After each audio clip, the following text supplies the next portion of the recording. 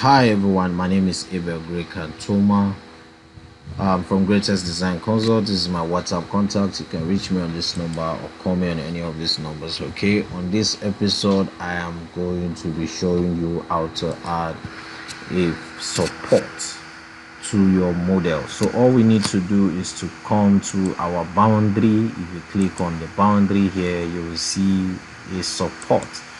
On here you will see, if I click on this drop down, you see you have a pin, we have undefined, we have user defined.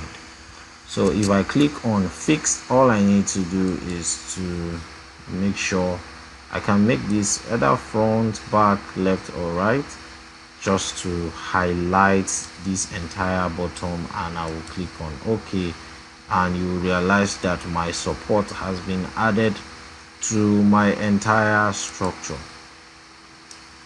All right, so that is that about this episode. If you love what you are seeing, make sure you like this video and give it a thumbs up. Subscribe to this channel. It's actually 100% free.